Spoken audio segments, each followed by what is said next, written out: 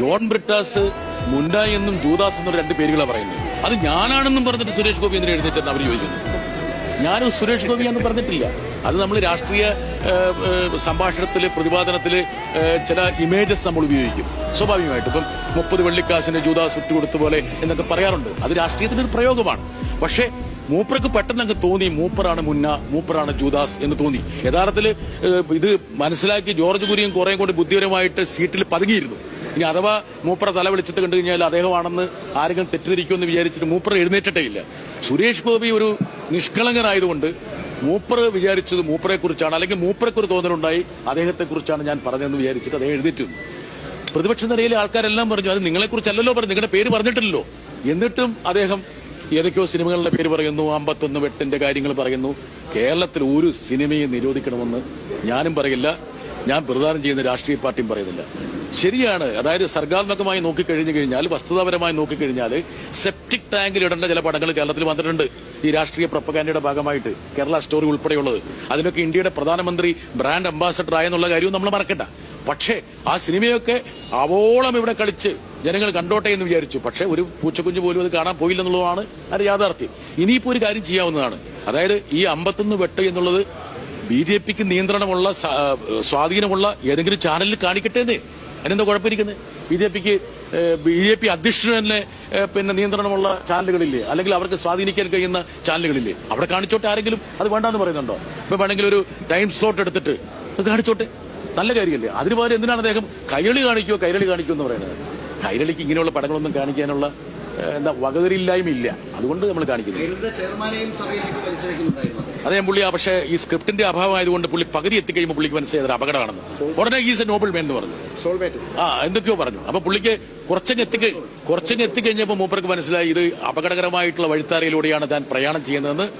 അദ്ദേഹത്തിന് ഒരു തോന്നലുണ്ടായപ്പോൾ അദ്ദേഹം ട്രാക്ക് മാറ്റി. ഒരുപക്ഷെ ഇന്ന് അദ്ദേഹം പറഞ്ഞ കാര്യങ്ങളൊക്കെ 2 ദിവസം കഴിയുമ്പോൾ അത് മാറ്റിയേക്കാം സ്വാഭാവികമായിട്ടും. അതുകൊണ്ട് അദ്ദേഹത്തിന് നിങ്ങൾ ഒരു കേന്ദ്ര സഹമന്ത്രിയാണെന്നുള്ളത് കറക്റ്റാണ്, പക്ഷേ ഗൗരവത്തിലെടുക്കരുത്. അദ്ദേഹത്തിനോട് നമ്മളൊരു സഹാനുഭൂതി നമ്മൾ പ്രകടിപ്പിക്കണം. അത്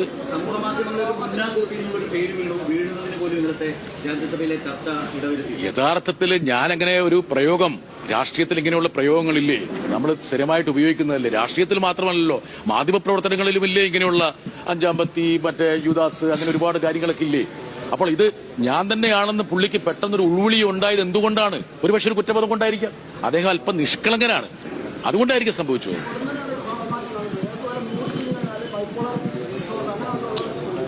ഇതൊക്കെ നിങ്ങൾ ഓരോ കാര്യങ്ങൾ നിങ്ങളാണല്ലോ ഇക്കാര്യത്തിൽ വിദഗ്ധന്മാരെ ഒന്ന് പരിശോധിച്ച് നോക്കുന്നത് നല്ലതാണ്. പക്ഷെ ഞാൻ വിചാരിക്കണമെന്ന് വെച്ചാൽ അതിന്റെ അദ്ദേഹത്തിന്റെ ഒരു അഭിനയ മികവിന്റെ ഒരു പ്രതിഫലനാണ്. അതെ, അദ്ദേഹം ഒരു നടനാണല്ലോ എന്തൊക്കെ പറഞ്ഞാലും. അതുകൊണ്ട് വ്യത്യസ്ത ഭാവതലങ്ങൾ ആർജിക്കാൻ വേണ്ടിയുള്ള അദ്ദേഹത്തിന്റെ ഒരു സർഗശേഷിയായിട്ട് മാത്രം അതിനെ കണ്ടാൽ മതി. പക്ഷെ നിങ്ങൾക്ക് വേറെ രീതിയിൽ കാണുന്നതിന് തരാറ് ഞാൻ പറയില്ല.